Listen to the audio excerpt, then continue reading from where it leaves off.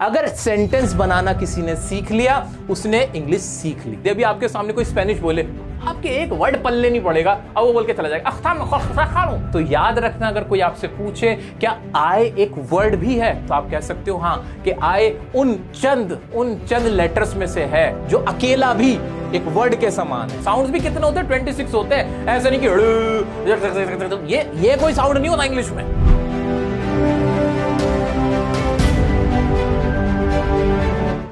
Finally दोस्तों, मैं हाजिर हो गया हूं आपके लिए इंग्लिश का एक हिस्टोरिकल कोर्स लेके, जो अब लाखों करोड़ों जिंदगियों को बदलने वाला है। जी हाँ दोस्तों, इस कोर्स में मैं आपको सब कुछ सिखाने वाला हूं, जिससे आपके इंग्लिश का डर खत्म हो जाएगा। छोटे से बच्चे से लेके बड़े से बच्चे तक सभी को इंग्लिश अब आएगी, बिना 1 रुपया खर्च किए। स्कूल लेवल से लेके कंपेटिटिव लेवल तक सबके लिए मेरे पास ये कोर्स है।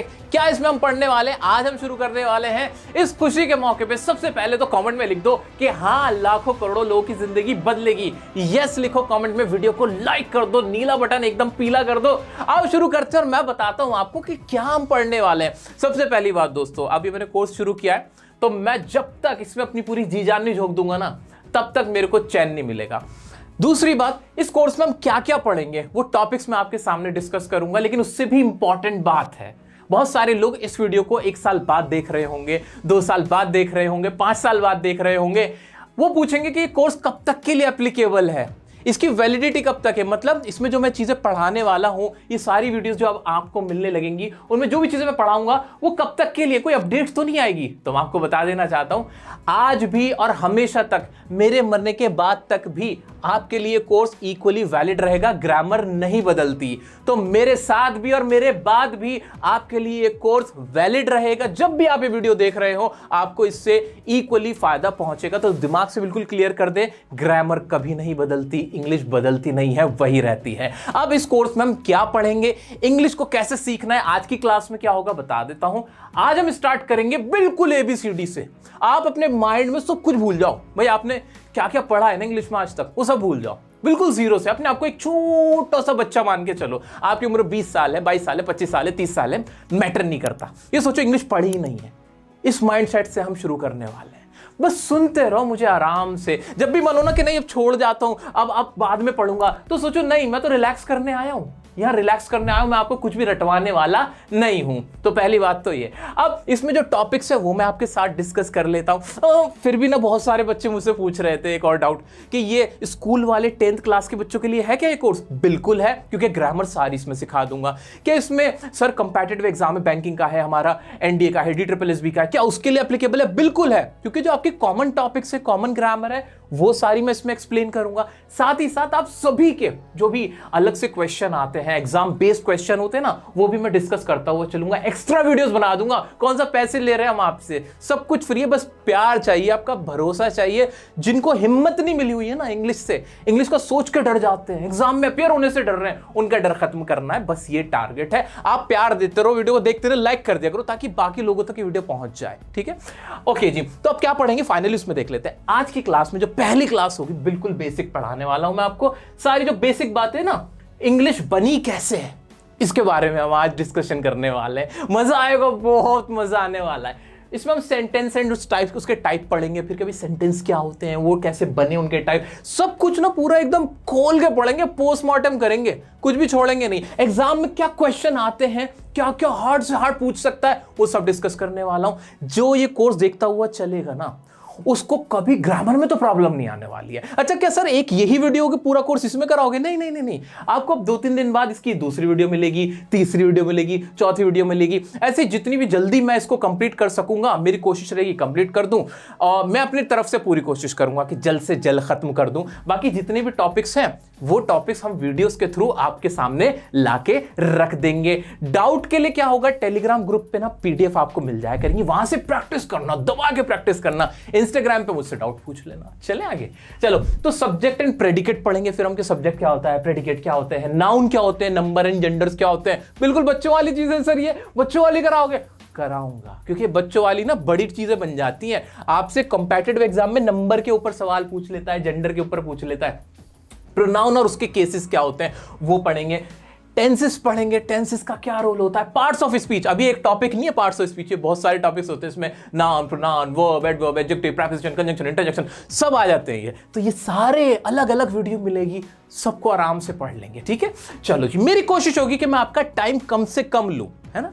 आ जाओ, वॉइस पढ़ेंगे भाई, वॉइस क्या होती है, मॉडल्स पढ़ेंगे, मॉडल्स क्या होते हैं, पूरी एक फुल फ्लेज वीडियो मिला करेगी आपको, आपको टेंशन नहीं लेना बस, ठीक है। बस आप प्यार देते रहो, प्रैक्टिस करते रहो, मेरा नाम रोशन करना, अपने माँ बाप का नाम रोशन करना, मेरी ये आपसे ख्वाहिश है बस। चलो, डिटर्मिनर्स पढ़ेंगे फुल फ्लेज वीडियो में, आर्टिकल्स होते हैं ना, एन दा, कभी सुना हो आपने, वो सब पढ़ेंगे। अभी इनको समझने की कोशिश मत करो, ये तो बस मैं बता रहा हूं, क्योंकि आप तो एक छोटे से नन्हे से बच्चे हो, आपको तो कुछ भी नहीं आता है, जीरो से स्टार्ट करेंगे हम लोग तो।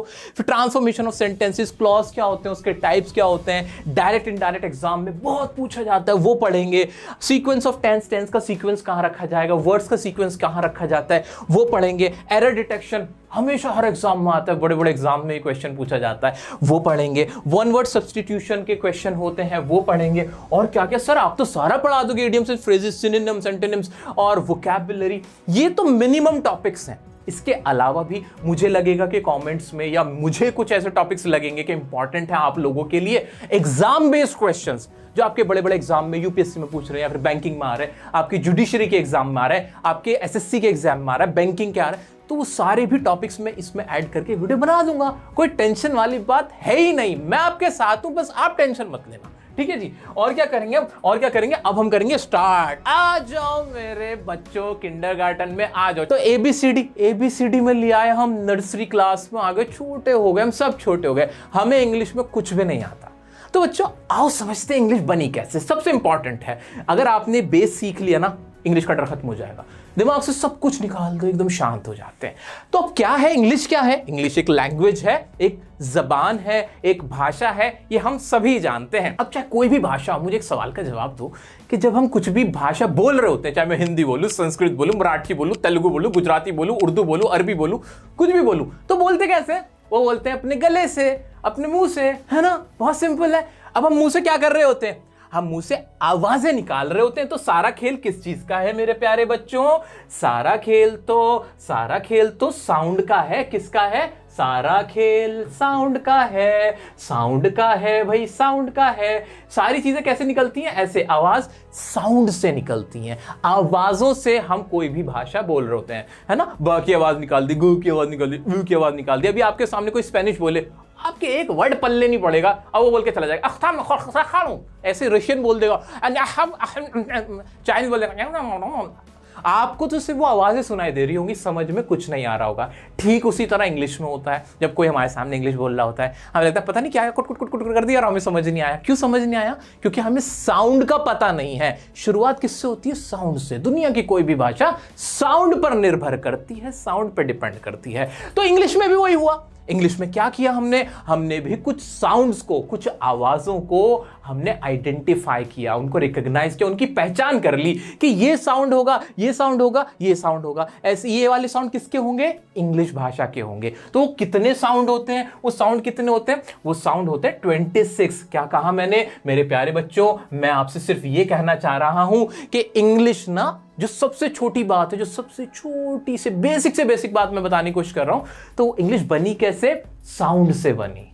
इंग्लिश के अंदर कितने तरह के साउंड हैं, कितनी तरह की आवाजें हैं। जैसे जो मुंह से निकलेगी इंग्लिश, नाम जो भी निकलेगा, जब माय नेम इज, जो भी मैं बोलता हूं, माना, पाटा, सा, जितने भी बोलता हूं, वो सारे कितने टोटल मिला के 26 हैं। कितने हैं? 26। 26 क्या है? ये साउंड हैं, जिन्हें हमने इंग्लिश में क्या कहा कि ये लेटर हैं। क्या है ये? लेटर हैं। जैसे हिंदी में हम पढ़ते हैं, हिंदी में हम क्या बोलते हैं? इन्हें अक्षर बोलते हैं। अब मैं तो हिंदी ही पढ़ा हुआ हूं, मराठी और गुजराती मैंने नहीं पढ़ी, तो मुझे नहीं पता। जैसे हिंदी में वर्णमाला होता है, क ग ग घ, ऐसे ही इंग्लिश के अंदर अल्फाबेट्स होते हैं, लेटर्स होते हैं, और जो कितने होते हैं? 26 होते हैं। इतना सबको समझ आया? तो ये 26 क्या है?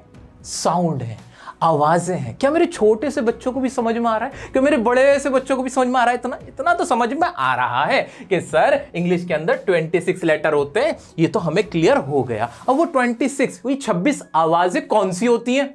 वो सुन लेते हैं कि इंग्लिश के अंदर, इंग्लिश की दुनिया में कौन सी ऐसी आवाजें हैं जिनका हम इस्तेमाल करते हैं और अपनी बातें एक दूसरे तक पहुंचाते हैं। मैं रिपीट कर रहा हूं अपनी बात को, दोबारा से समझने की कोशिश करो। क्या इंग्लिश में ऐसी कौन सी आवाजें हैं जिनका हम इस्तेमाल करते हैं और अपनी बातें एक दूसरे तक पहुंचाते हैं? क्या ये कोई डेफिनेशन है? क्या कुछ अलग डेफिनेशन? क्या आज से पहले इस तरह से कुछ पढ़ा था? नहीं पढ़ा था ना। अब समझो, सोचने की कोशिश करो। क्या कुछ ऐसी आवाजें जो कि इंग्लिश लैंग्वेज की आवाजें हैं जिनका हम इस्तेमाल करते हैं और अपने थॉट्स, अपनी जो भी हमारी जो थिंकिंग होती है, जो भी हमारे विचार होते हैं, बातें होती है, एक दूसरे तक पहुंचाते हैं? वो कौन से हैं आवाजें? वो साउंड ये है आपके सामने। किस किस चीज का साउंड है सर? अब बता तो दो हमें। एक तो अ का साउंड होता है, एक ब का साउंड होता है, एक स का, एक ड का, एक अ का, एक फा का, एक जा का, ह का, ई, ज क, ल, म, न, ओ, प, क्यू, र, स, ट, अ, व, ड। ये भी वाई पढ़ा जाता है, डब्ल्यू व। और ये एक्स और वाई का य और जी का जा। ये सारे क्या हैं? ये सारे जितने भी थे ना, ये जितने भी थे वो सब क्या कहलाए? वो सब थे मेरे साउंड। ये मेरे 26 क्या है? साउंड है, अंग्रेजी की आवाजें हैं। इतना क्लियर हुआ? हाँ सर, इतना तो क्लियर हुआ। क्या सिर्फ यही आवाजें हैं? क्या सिर्फ यही साउंड है? इनका इस्तेमाल करते हैं और हम इंग्लिश बोलते हैं? नहीं, इनके अलावा भी कुछ और एक्स्ट्रा बन गई हैं। सॉरी, एक्स्ट्रा कौन सी बन गई है सर? सर वो भी बता दो ना। वो भी बता देता हूं मैं आपको। जैसे हमारा सी है, हमारा सी है। अब इन लेटर्स ने क्या करा? लेटर्स ने आपस में कर ली दोस्ती। क्या कर ली? आपस में दोस्ती कर ली। ये कपल हुए। फिर कपल मतलब होता है जोड़ा, कुछ और मत समझना तुम। ये कपल कैसे हुए? सी के साथ इसने क्या करा? अकेला घूम रहा था, बोर हो रहा था, सी की आवाज सा निकल रही थी, इसने अपने साथ जोड़ा एच को। तो अब इसकी आवाज क्या? सा नहीं रही। अब इसकी आवाज क्या निकलने लगी? च निकलने लगी। इसके बाद क्या निकलने लगी? चा निकलने लगी। इसके बाद इतना क्लियर हुआ। ऐसे ही एस के साथ ने भी अपने साथ एच को जोड़ा, तो इसके बाद क्या निकलने लगी? स नहीं निकली, अब बन गई शाह। तो क्या बनी? शाह की आवाज निकलने लगी, हिंदी का शाह। ऐसे टी के साथ एच जुड़ा, तो इसके बाद क्या निकलने लगी? द निकलने लगी। और क्या निकलने लगी? थ निकलने लगी। जिससे हम बोलते भी है थैंक यू, है ना? सुना कभी सुना? ठीक है, थ सुना आपने। हाँ, ऐसे ही एस के साथ और भी आप बहुत सारी आवाज निकाल सकते हो। एस के साथ जैसे आई ओ एन की आवाज निकली तो क्या बन गई? ये जन बन गई। ठीक है, चलो। और के साथ एच जुड़ा, तो इसके बाद क्या निकलने लगी? ख निकलने लगी। तो ये जो एच है बड़े काम की चीज है। ये जिसके साथ भी जुड़ता है उसकी कुछ और आवाज निकाल देता है। आपस में क्या करते हैं? रिएक्शन कर लेते हैं। जैसे साइंस में रिएक्शन होता है। जे के साथ एच जुड़ा, तो इसके बाद क्या निकलने लगी? झ की निकलने लगी, इसकी ध की निकलने लगी और इसकी भ की निकलने लगी। तो ये कुछ आवाजें हैं। ये थी आवाजें। 26 तो बेसिक साउंड थे। और फिर ये जो लेटर्स थे ना, ये भी आपस में एक दूसरे के साथ कहीं ना कहीं लगने लगे और इनकी अपनी भी कुछ ना कुछ आवाजें निकलने लगी। क्या मेरी इतनी सी बात अब तक समझ में आई? क्या ये बातें किसी को भी ऐसा लगता है कि नहीं समझ में आ रही हो? समझ में आ रही है? थोड़ा रिपीट करो बड़ी जल्दी से। इंग्लिश लैंग्वेज है, पूरी लैंग्वेज है। इंग्लिश को हम बोलते कैसे हैं? आवाजों से बोलते हैं, अपने मुंह से कुछ आवाजें निकालते हैं, वही इंग्लिश होती है। ठीक है, वो आवाजें कौन सी होती हैं? 26 आवाजें होती हैं। आपस में मिला के हम बोलते हैं तो वो इंग्लिश में लगने लगती है ना? उन 26 में कुछ एक्स्ट्रा आवाजें और भी हैं, जो लेटर्स को आपस में हम जोड़ के निकाल देते हैं आवाजें। इतना मैंने आपको पढ़ाया, अभी कुछ भी नहीं पढ़ाया। क्या मजा आ रहा है? मजा आया? इतने में मजा आया तो अगर वीडियो को नहीं लाइक किया तो लाइक करना, मुझे सुकून मिलेगा। अब मैं अब आगे बढ़ता हूं, बताता हूं कि फिर क्या हुआ। इन आवाजों के साथ हमने ऐसा क्या किया जो फिर हमारी इंग्लिश आगे बनी, ग्रामर बन गई। तो दोस्तों अब हमें यह तो समझ में आ गया कि लेटर्स होते क्या हैं, कि दरअसल वो तो साउंड्स होते हैं। साउंड्स भी कितने होते हैं? 26 होते हैं। ऐसा नहीं कि ये कोई साउंड नहीं होता इंग्लिश में। इंग्लिश में सिर्फ 26 ऐसी आवाज है जिनको पहचान दी गई है कि हाँ यही होती है, और उसके अलावा कुछ 2-4 और है जो मैंने आपके सामने एक्सप्लेन कर दी थी, जो मिलके बनी है। ठीक है, इतना तो हमें क्लियर हो गया सबको कि एबीसीडी असल में क्या होती है। अब हमने क्या करना शुरू किया? ये जो लेटर्स थे ना, ये जो साउंड्स थे, जिन्हें मैं साउंड भी कह सकता हूं, आवाजें कह सकता हूं, इन्हें आपस में मिलाने का काम शुरू किया। कैसे मिलाने का काम शुरू किया भाई? ये आप सबको पता है क्या कहलाता है? ये होता है हमारा बी। क्या होता है? ये होता है भाई बी। इसके बाद से निकलती है ब, साथ में इसके मैंने ए को जोड़ा, उसके बाद क्या निकलती है? ए, और इस साथ में टी जोड़ दिया, तो ये क्या बन गया? ये पूरी एक आवाज बन गई। क्या कहलाया? बैट कहलाया। ये क्या कहलाया? बैट। ब टी, बैट कहलाया। ऐसे ही ये क्या साउंड था? टा का साउंड था। ये क्या साउंड था? ओ का साउंड था। ये क्या साउंड था? पी का साउंड था। ये पूरा मिलके क्या कहलाया? टॉप कहलाया। इतना क्लियर हो गया। ऐसे HOP ये क्या कहलाए, ये होप कहलाए, है ना, है ना, इतना तो सबको समझ में आता है। ऐसे SI और साथ में लगा दिया T, तो ये क्या बन गया, ये बन गया सिट बन गया। अब हमने क्या करना शुरू किया, नेक्स्ट स्टेप, कि जो लेटर्स थे, जो मेरे साउंड्स थे, उनको आपस में जोड़कर एक अलग ही आवाज बनानी शुरू की, और उन्हें क्या कहा गया, इंग्लिश के वर्ड्स। ये क्या बने, ये बने मेरे वर्ड्स। वर्ड्स का मतलब क्या हुआ, लेटर्स का ग्रुप। क्या, एक या एक से ज्यादा जो लेटर्स होते हैं उनके ग्रुप को मैंने क्या कहा, वर्ड कहा। लेकिन इसमें भी ना एक इंपॉर्टेंट पॉइंट है जो आपके लिए जानना बहुत जरूरी है। हमने समझ रखा है कि लेटर्स का जो ग्रुप होता है वो वर्ड कहलाता है, लेकिन इसमें एक छोटा सा मसाला है। मसाला क्या है, मसाला भी बता दो ना सर। मुझे आप एक चीज का जवाब दो, क्या ये क्या ये कोई वर्ड है? नहीं, आप बोलोगे नहीं ये क्या वर्ड है, ये तो कोई वर्ड है ही नहीं। सही जवाब है, क्योंकि ये वर्ड नहीं है। क्या कमी है इसके अंदर, इसमें क्या प्रॉब्लम है? ये भी तो आवाजों का ग्रुप है, ये भी तो लेटर्स का ग्रुप है, तो क्या आफत आ गई जो हम इसे वर्ड नहीं कह सकते? हाँ, एक चीज है, इसका कोई मतलब नहीं है, इसका कोई मतलब नहीं है, इसका कोई सेंस नहीं है। जिस बात का, जिस वर्ड का कोई मतलब ही ना हो, जिसकी आवाज का कोई मतलब ही ना निकले, वो वर्ड नहीं कहला सकता। तो वर्ड होने के लिए सबसे इंपॉर्टेंट क्या है कि word, what is a word? Word is a group of letters which has a meaning, जिसका कोई मीनिंग होना चाहिए, which has a sense in itself, उसका सेंस होना चाहिए। तो sense is the most important thing in a word. अगर word के अंदर सेंस नहीं तो वो वर्ड नहीं। तब क्लियर हो गया, ये जो वर्ड का ग्रुप था, इन सब में कोई ना कोई इनका मतलब था। बैट का मतलब एक बैट था, ऐसे टॉप यानी किसी ऊपर की चीज को कहते हैं, तो इसका भी कोई सेंस था। हॉप का मतलब भी कोई मीनिंग है उसका, ऐसे सिट का मतलब भी कोई मीनिंग होता है ना। तो हमें मालूम है कि जितने भी वर्ड लिखे हुए थे इनका कोई ना कोई मीनिंग था। लेकिन ऐसा कोई वर्ड जिसमें कुछ भी ना हो, PTRN कुछ भी लिख दिया मैंने और कह दूं ये वर्ड है, नहीं, ये वर्ड नहीं है। क्योंकि इंग्लिश की जो पूरी बेस रखी जाती है वो सेंस पे रखी जाती है, मीनिंग पे। जहां बात का कोई मतलब ही ना निकले तो वो वर्ड नहीं हो सकता, वो सेंटेंस नहीं हो सकता। इतना क्लियर है? चलो, इतना क्लियर हो रहा मोटा मोटा। अब इंपॉर्टेंट बात, सबसे इंपॉर्टेंट बात याद रखो, पहचान कैसे करोगे कि कौन सा वर्ड हो सकता है कौन सा नहीं, अब वो सुनो। दोस्तों, जितनी भी आपने ABCD पढ़ी है, आपके सामने बहुत कमाल की बात बताने वाला हूं मैं। आप लोगों को भी सुन के मजा आएगा, आपको पहली बार रियलाइज करोगे। ये 26 लेटर्स होते हैं, हम सब ने पढ़ा। अब आप गौर करोगे, इन 26 में से ना सिर्फ 5 ऐसे होते हैं जिनकी आवाज हलक से निकलती है, सिर्फ जो आपका गला होता है। कौन कौन से?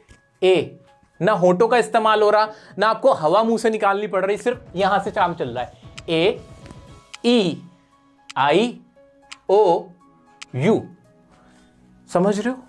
बाकियों को सोचो, उसमें आपको या तो होंठ हिलेंगे या आपको मुंह से जो हवा होती है उसको आपको छोड़ना पड़ेगा। बस सिंपल टर्म्स में समझा रहा हूं। जैसे बा, होंठ मिल रहे हैं, पा, रा, सा, देखो कोई से भी करके देख लो।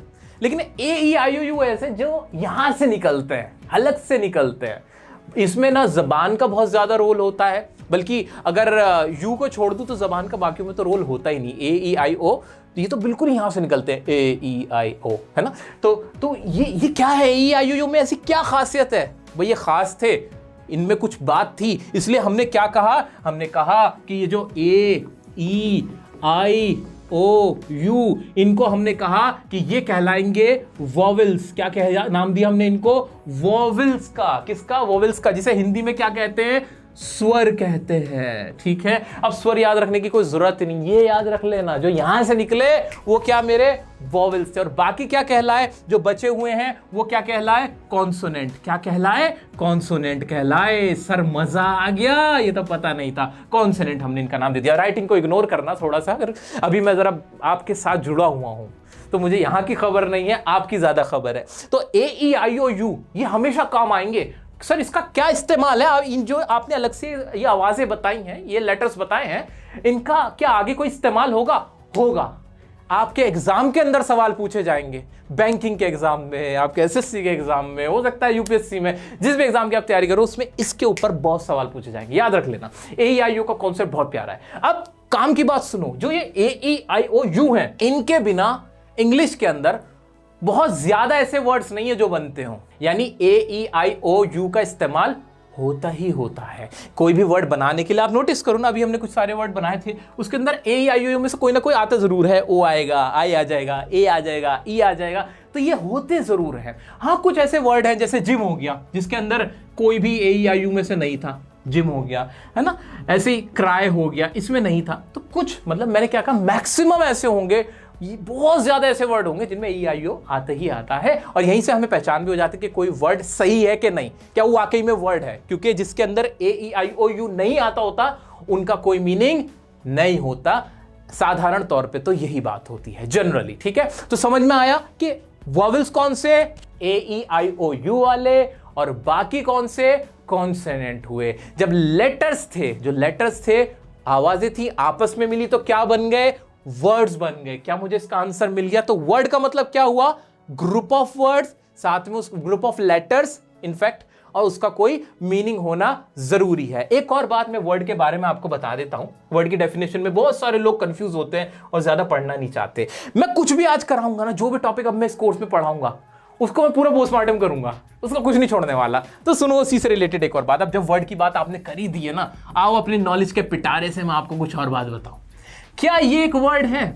क्या ये एक वर्ड है? इंग्लिश के अंदर जो डेफिनेशन वर्ड की दी जाती है वो कहा जाता है a group of letters. Word क्या कहा जाता है? ग्रुप ऑफ लेटर्स, के लेटर्स का ग्रुप हो। लेकिन एक एक्सेप्शन है, ए, आई और ओ जो है ये अपने आप में एक वर्ड बन जाते हैं। कैसे? जहां पे ए लिखा आया ना, ये अपने आप में इतनी इसकी पावर है, इतनी हिम्मत रखता है कि ये खुद को वर्ड कहलाने लायक है। ऐसे ही आई की भी इतनी पावर है, आई की भी इतनी पावर है कि अपने आप में एक वर्ड है। कुछ लोग इससे एग्री करते हैं, कुछ नहीं, लेकिन कुछ लोग ओ को भी एक वर्ड मानते हैं कि ओ भी एक वर्ड है। तो याद रखना, अगर कोई आपसे पूछे क्या आई एक वर्ड भी है, तो आप कह सकते हो हाँ कि आई उन चंद लेटर्स में से है जो अकेला भी एक वर्ड के समान है। जैसे होता है ना कि एक अकेला इंसान पूरी दुनिया के समान होता है, एक अकेला इंसान इस दुनिया के ब्रह्मांड की नॉलेज के समान होता है। ऐसे ही ये जो एक अकेला लेटर है, अकेला मत समझो इसको, ये वर्ड के बराबर की हैसियत रखता है, बहुत पावरफुल है।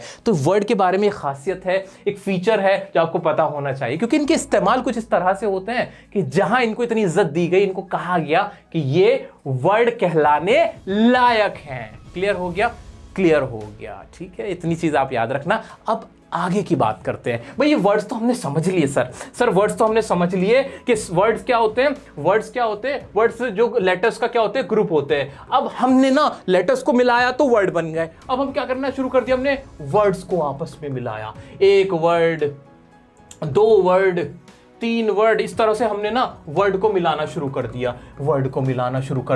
अब क्या बन गया, क्या हो गया वर्ड के मिलाने से, वर्ड के मिलाने से क्या हो गया, सेंटेंस बन गया। क्या बना? सेंटेंस बन गया। कैसे सर कुछ बताओ ना। जैसे मैंने कहा ही, ये क्या है? क्या ये एक वर्ड है? हाँ, दो लेटर है ना, दो आवाजें आपस में हैं। मैंने कहा ही इज, ये भी दो लेटर हैं, दो आवाजें हैं। सही है कि नहीं? बिल्कुल सही है। ही इज, इतना क्लियर हो रहा है ना, बिल्कुल कोई दिक्कत नहीं आ रही ना। हाँ, ही इज और ही इज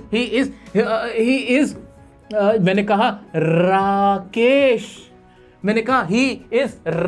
राकेश क्या एक से ज्यादा लेटर्स का ग्रुप है? हाँ, वर्ड कहलाने लायक है। हाँ, राकेश किसी का नाम होता है? हाँ। क्या इनमें से कोई भी ऐसा है जिसका कोई सेंस ना हो? नहीं, ऐसा नहीं है। ही भी अपने आप में एक वर्ड है, ठीक है, इस भी अपने आप में एक वर्ड है। तो ये वर्ड आपस में क्या हुए? मिल गए। क्या हुए? आपस में मिल गए। तो मैं इसे सेंटेंस कह सकता हूं? हां जी हाँ। क्यों कह सकता हूं? क्योंकि ये वर्ड्स का ग्रुप है। जब वर्ड्स का ग्रुप आपस में मिल जाता है तो क्या कहलाता है? सेंटेंस कहलाता है, जिसे हम इंग्लिश में क्या कहते हैं? वाक्य कहते हैं। उर्दू में क्या कहते हैं? आई थिंक जुमला कहते हैं। संस्कृत और बंगाली में क्या कहते हैं? आप मुझे बता देना, ठीक है। तो दोस्तों समझ में आया क्या कि वर्ड्स का जब ग्रुप बना, जब ये आपस में मिले तो इनकी ताकत बेशुमार हो गई। और वो क्या कहलाया? वो कहलाया मेरा सेंटेंस। क्या इतना क्लियर हो पा रहा है हमें? हाँ, तो कोई दिक्कत नहीं, लेकिन अभी रुक जाओ, अभी रुक जाओ।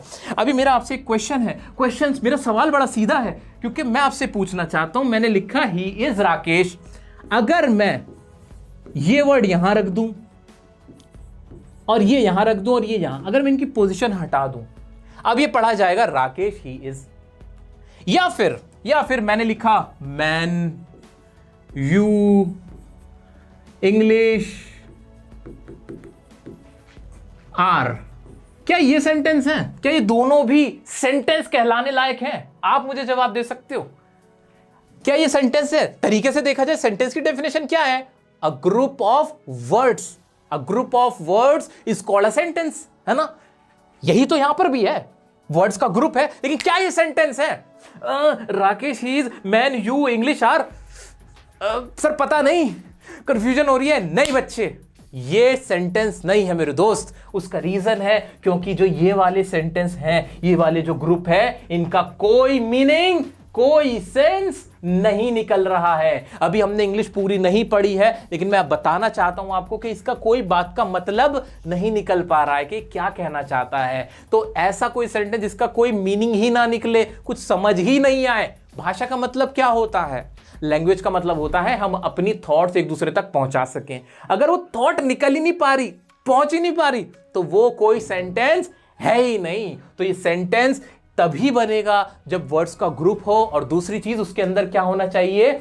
सेंस होना चाहिए। उसका क्या होना चाहिए? मीनिंग होना चाहिए। एक मीनिंगफुल बात ही सेंटेंस कहला सकती है। तो सिर्फ ग्रुप का, वर्ड्स के ग्रुप का होना ही काफी नहीं है, उसका कोई सेंस भी निकले, सामने वाला क्या कहना चाहता है तो पता चले। अब ये सेंटेंस क्या बना सर? सेंटेंस क्या बना? क्या मैं शॉर्ट में कह सकता हूं? अब क्या मैं शॉर्ट में ऐसे समझ सकता हूं? सर बताओ, जल्दी बताओ। क्या कि पहले बना लेटर को हमने जब आपस में जोड़ा तो बन गया वर्ड, जब हमने वर्ड को आपस में जोड़ा तो बन गया सेंटेंस। और इन सब में सबसे इंपॉर्टेंट चीज का ध्यान रख लेना, सेंस होना चाहिए, उसका कोई मतलब निकलना चाहिए, मीनिंग होना चाहिए। जैसे स्टडी मतलब क्या होता है, वही सब, ठीक है? तो ये इसी तरह से लेटर से बना वर्ड, वर्ड से बना सेंटेंस, और सेंटेंस को भी अगर मैं जोड़ना शुरू कर दूं, अगर मैं आपके सामने यहां पे सेंटेंस लिखा, मैंने एक सेंटेंस लिखा, उसके साथ सेंटेंस 1 के साथ सेंटेंस 2 जोड़ दिया, एक और सेंटेंस जोड़ दिया मैंने, सेंटेंस 3 जोड़ दिया, ये 2 था, ये मैंने सेंटेंस 3 जोड़ दिया, ये मैंने सेंटेंस 4 जोड़ दिया। अब क्या बना? इससे क्या बना? अब इसका मतलब क्या बना? आप मुझे बता सकते हो क्या? हाँ, दिमाग तो पूरा है मेरे, सभी शेरों में, शेरनियों में पूरा दिमाग है। सही समझ रहे हो। जब मैंने इन सेंटेंसेस को आपस में जोड़ना शुरू किया तो क्या बना? तो बन गई पूरी इंग्लिश लैंग्वेज। इस दुनिया की पूरी लैंग्वेज मैंने, इंग्लिश लैंग्वेज मैंने इसमें समा दी है।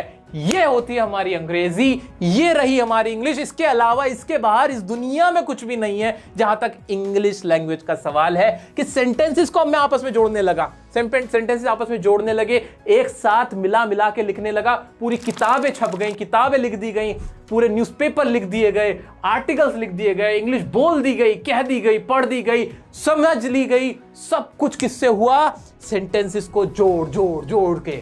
इस दुनिया का सबसे ज्यादा इंग्लिश बोलने वाला, सबसे अच्छी इंग्लिश बोलने वाला, लिखने वाला, पढ़ने वाला इंसान, और सबसे कम लेवल पे भी पढ़ने लिखने वाला इंसान भी बराबर है, क्योंकि वो सभी एक ही काम कर रहे हैं। क्या? कि वो सेंटेंसेस को आपस में जोड़ रहे हैं। कुछ लोग अच्छे तरह से जोड़ पाते हैं, कुछ अच्छे सेंटेंस को जोड़ पाते हैं, और कुछ लोग नहीं जोड़ पाते। बस इतना फर्क है। क्या ये काम आप नहीं कर सकते? भैया कर सकते हो मेरे बउआ, क्योंकि बहुत आसान है ना। इसमें करना ही क्या है? सेंटेंसेस को बनाना सीख लो और जोड़ते चले जाओ। अब सेंटेंस कैसे बनेगा, हमें यह सीखना है। सेंटेंस समझ में आ चुका है? बिल्कुल समझ में आ चुका है कि सेंटेंस ग्रुप ऑफ वर्ड्स है, उसका कोई मीनिंग होना चाहिए, और ऐसी सेंटेंस आगे मैं बस जोड़ता चला जाऊंगा। और इंग्लिश में जो भी बात मुझे लिखनी है, पढ़नी है, सोचनी है, सब कुछ इसी तरह से होगा। तो सबसे इंपॉर्टेंट इंग्लिश की अगर कोई यूनिट है, वो क्या बन के निकल के आई? वो है हमारा एक सेंटेंस, जिसे हम हिंदी में वाक्य कहते हैं। अगर सेंटेंस बनाना किसी ने सीख लिया, उसने इंग्लिश सीख ली। मैं आपको क्या सिखाऊंगा इस कोर्स के अंदर? सेंटेंस ही सिखाने वाला हूं कि सेंटेंस बनता कैसे है, क्या क्या चीजें सेंटेंस में रखी जाती हैं, क्या क्या गड़बड़ियां होती हैं, इसी के इर्द गिर्द पूरी चक्की घूमती रहती है और आपको लगता है इंग्लिश मुश्किल है। समझ में आया कि इंग्लिश कैसे बोली जाती है, कैसे कैसे बनाई जाती है, कैसे लिखी जाती है। सब कुछ खेल किसका है? इस सेंटेंस का है। सारी इंग्लिश इसके इर्द गिर्द घूम रही है। दोस्तों उम्मीद करता हूं कि बेसिक आपको अब तक समझ में आया। एक बार मैं रिवाइंड कर देता हूं कि हमने क्या क्या पढ़ा। हमने देखा कि इंग्लिश लैंग्वेज बनी कैसे।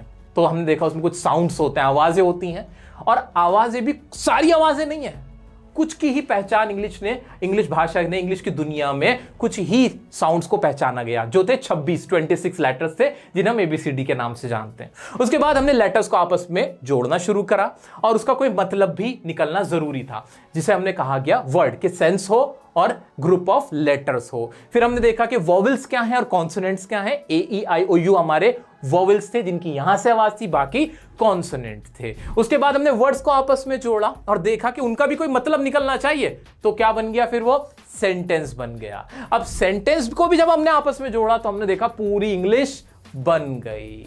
यहां तक हमने आज पढ़ा। उम्मीद करता हूं कि आपको मेरी ये कोशिश जो थी वो पसंद आई होगी, ये मेहनत पसंद आई होगी और इस कोर्स पे आप मेरा भरपूर साथ दोगे दोस्तों।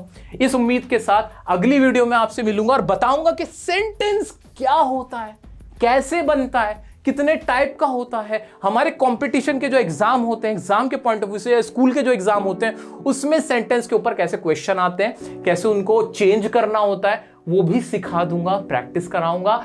आप मेरा साथ दें, मेरे साथ रहिएगा। नेक्स्ट वीडियो आपको बहुत जल्द मिलेगी, इंतजार रखिएगा। अपडेट के लिए चैनल पे विजिट करते रहिएगा। कोई भी डाउट आता है आप मुझसे इंस्टाग्राम पे पूछ सकते हैं। मिलते हैं दोस्तों नेक्स्ट वीडियो में इस कोर्स के साथ। तब तक के लिए बने रहें डियर सर के साथ। Thank you so much.